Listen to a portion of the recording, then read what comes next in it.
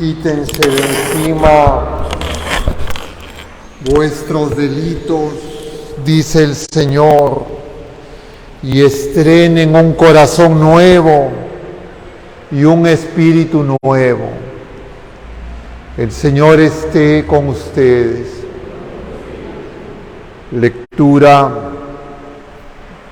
del Santo Evangelio según San Juan. En aquel tiempo, muchos judíos habían venido a casa de María y al ver lo que había hecho Jesús, creyeron en él. Pero algunos de los que acudieron fueron a los fariseos y les contaron lo que había hecho Jesús. Los sumos sacerdotes y los fariseos convocaron al Sanedrín y dijeron: ¿qué hacemos? Este hombre hace muchos signos. Si lo dejamos seguir, todos creerán en él. Y vendrán los romanos y nos destruirán el lugar santo y la nación. Uno de ellos, Caifás, que era sumo sacerdote aquel año, les dijo: ustedes no entienden mi palabra, no comprenden que les conviene que uno muera por el pueblo y no que perezca la nación entera.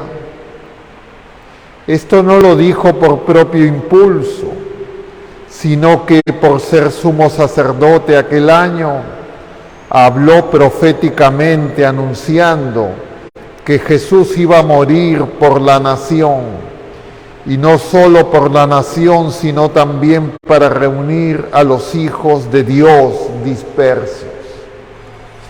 Y aquel día decidieron darle muerte. Por eso Jesús ya no andaba públicamente con los judíos, sino que se retiró a la región vecina, al desierto, a una ciudad llamada Efraín, y pasaba allí el tiempo con los discípulos. Se acercaba la Pascua de los judíos, y muchos de aquella región subían a Jerusalén antes de la Pascua para purificarse. Buscaban a Jesús y estando en el templo se preguntaban: ¿qué les parece? ¿No vendrá la fiesta? Los sumos sacerdotes y fariseos habían mandado que el que se enterase de dónde estaba les avisara para prenderlo. Palabra del Señor. Tomen asiento un momento, queridos hermanos.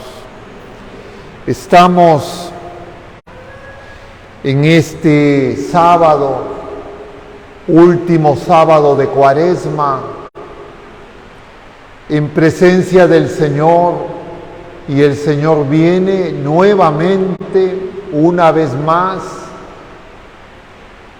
a alimentarnos, a curarnos, a sanarnos, a levantarnos y a que nos demos cuenta de la cercanía que Él tiene con cada uno de nosotros. Porque muchas veces nosotros creemos que el Señor está lejos, que el Señor se desentiende, que no le importa lo que nos pasa, que estamos solos. Y por esa razón la gente se desespera, se llena de angustia, se llena de temores, de ansiedades, se enferma. Algunos se recluyen, se cierran en sí mismos y piensan que relacionarse con los demás, que son pecadores, que gente que no quiere su bien, que no los ama, es algo que mejor hay que evitar. Entonces algunos llegan a decir: mejor solo que mal acompañado. y el Señor viene a reunir a los hijos de Dios dispersos. ¿Quiénes son esos hijos de Dios dispersos? ¿Quiénes son las personas dispersas? Claro, podríamos hablar largamente sobre qué significa ser disperso, hijo de Dios disperso. Pero brevemente tal vez dos nociones nos ayudarían a entender qué tipo de cosas profundas se nos quieren decir con esta palabra. Y dispersos somos nosotros cuando tenemos la mente llena de cosas. Y una cosa y otra cosa, muchas cosas a la vez. Si alguien lo pregunta, ¿qué es lo más importante? ¿Qué es lo primero? ¿Qué es lo único que cuenta? Uno no puede responder. Porque dice, es esto, pero también esto otro. Andamos dispersos. Pero además andamos dispersos cuando nos desentendemos de los demás. Cuando los demás para nosotros ya son cosas del pasado, ya fue, ya no cuenta, ya no me interesa eso, voy a empezar de nuevo a hacer mi vida como me da la gana. Esa gente no cuenta.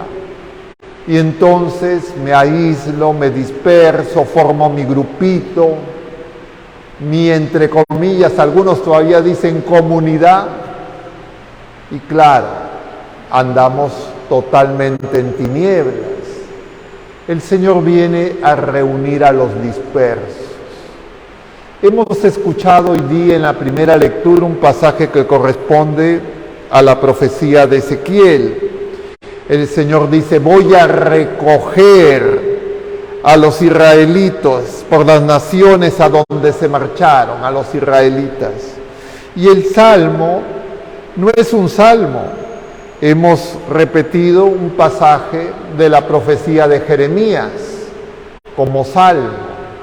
Y eso es algo que tenemos que estar muy atentos. Si se nos pone un libro de Jeremías en medio de los salmos y lo repetimos, es porque es muy importante. Y dice el Señor, guardará como un pastor a su rebaño. El pastor viene a recoger las ovejas, viene a la búsqueda de la oveja perdida. Ese pastor sabemos que es Jesucristo. Y entonces, si nosotros realmente tenemos conciencia de que Él está cerca de nosotros, que Él está en nosotros, yo nunca debería de repetir jamás esa palabra, me siento solo, nadie me ayuda, nadie se interesa por mí, porque estoy ofendiendo al Señor, que me está cuidando, me está pastoreando, pero no me doy cuenta. Pero además, nosotros cuando decimos que estamos solos, nos estamos desentendiendo de los demás. Y claro, uno dirá, pero ¿cómo me voy a desentender de los demás si son los demás los que se han desentendido de mí? Son los demás los que ya no me llaman, los que ya no me visitan, los que ya no me contestan, los que me responden fríamente. Y es que cuando una persona no contesta, cuando una persona no responde, cuando una persona se aleja, es una persona dispersa. Y una persona dispersa es una persona enferma, es una persona que está lejos de Dios, es una persona que merece nuestra compasión, nuestra misericordia. Pero lo que hacemos nosotros, nos resentimos. Entonces tú te desentiendes, yo también me desentiendo y abrimos la herida.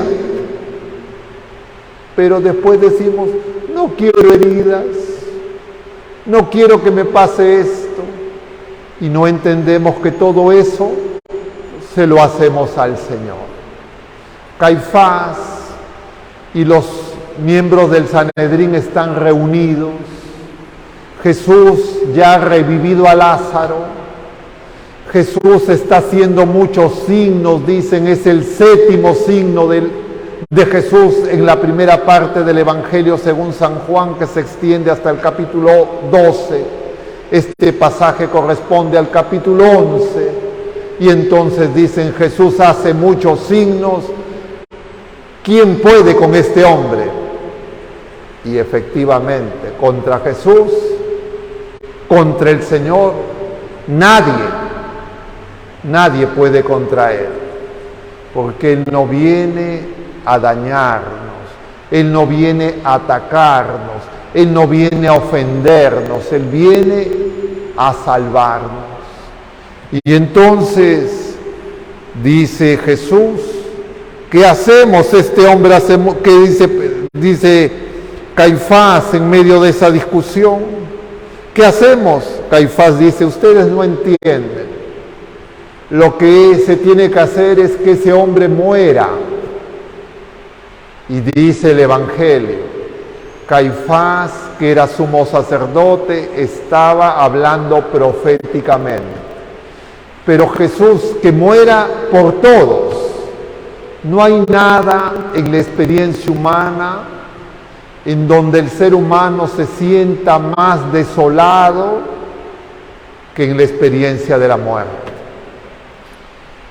Porque nosotros no podemos acompañar la muerte de ninguna persona. Podemos acompañar su agonía, podemos dolernos por el dolor y el sufrimiento de los demás, pero yo participar en la muerte de otra criatura humana no me es posible. Y cada uno, cuando experimentemos la primera muerte natural, lo haremos sin que ninguna otra criatura humana pueda ir más allá, al punto que nos acompaña hasta ese momento de esas cañadas oscuras. Nadie lo puede hacer. Pero si yo creo que estoy solo, si yo creo que el Señor está lejos, no me daré cuenta que Él sí. Y eso es la razón por la que el Señor muere por nosotros. Porque cuando Él muere por nosotros, lo que se nos está diciendo no es que Él murió solo, sino que cuando Él muere, Él nos acompaña en nuestra muerte, en la muerte de cada criatura humana, porque Él es Dios y solo Él lo puede hacer. Es el misterio de la muerte de Cristo, que no es cualquier muerte. Y entonces la muerte de Cristo es un morir con todos, por toda la nación, por todas las criaturas humanas. Nosotros en el momento de la muerte no estaremos solos. Ya los médicos, terminadas las maniobras de resucitación, como se llaman, y toda su acción médica, ya dirán, ya no hay nada que hacer. Ya nuestros familiares estarán desgarrados en lágrimas, pero el Señor estará ahí con nosotros. Y eso solo lo puede hacer Dios. Y eso es lo que se ha producido en la muerte de Cristo. Y si es que Jesucristo ha participado y participa de esa muerte con nosotros y en nosotros, es porque también Él quiere que nosotros participemos de la vida gloriosa que vence a la muerte. Nosotros, cuando decimos Jesús da la vida por nosotros, algunos creen, claro, Jesús da la vida por nosotros, sí, porque murió. No, Jesús ha muerto por nosotros y da la vida gloriosa, la vida de Dios por nosotros. Las dos cosas. Y de esa manera Jesús ha vencido a la muerte. La muerte ya no es derrota. La muerte ya no es la última palabra. ¿Dónde está, muerte, tu aguijón? Ya no puede hacer nada. Ya Jesucristo ha actuado. Eso es lo que vamos a celebrar en el Triduo Pascual. Eso es lo que ya tenemos que contemplar. Porque nosotros tenemos que darnos cuenta que para participar de esa obra de Dios, yo necesito fe. La fe no hace esa obra. Esa obra es de Dios. La fe lo que hace es que yo pueda participar, yo creyendo, sabiendo que el Señor obra, dejo que Él obre en mí. Pero la fe no hace que Jesucristo suba en la cruz. Eso es obra de Dios. Se tiene que encontrar la obra de Dios con mi fe. Y para que se encuentre, el Señor nos da el don de la fe. Porque sin fe yo no puedo entrar. El Señor me ha dado una llave para que yo abra mi corazón y deje que el Señor entre y de esa manera obre en mí, obre en todos los seres humanos, de todos los tiempos. Y si es que el Señor puede vencer la muerte y no nos abandona en el momento de la muerte, que es el último enemigo derrotado, ¿cómo voy a creer que me va a abandonar en la enfermedad? ¿Cómo voy a creer que me va a abandonar cuando tengo en mi vida de relación con Él y con los demás dificultades? ¿Cómo voy a creer que a Él no le importa lo que me ocurre? Si Él le ha importado incluso la muerte de cada criatura humana. Por eso es que Él va a decir, eso no es la muerte, está dormido, dirá por Lázaro. Y entonces nosotros de esa manera sí tendremos esa luz.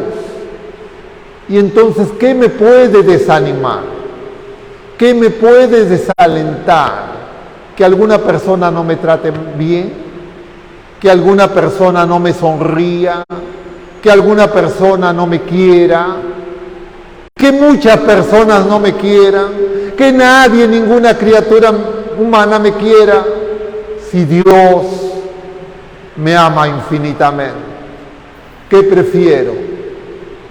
Y claro, no se puede decir, ni nadie podría decir con verdadera justeza, a mí nadie me quiere, nadie me ama, porque si no fuera así, nosotros no podríamos haber venido a la vida, porque hemos venido a la vida natural por participación de nuestros padres en la obra de Dios.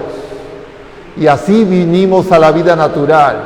Puede ser que nuestros padres hayan sido poco responsables, puede ser que nuestros padres no entendían lo que era el amor, puede ser que los movió solamente el placer carnal.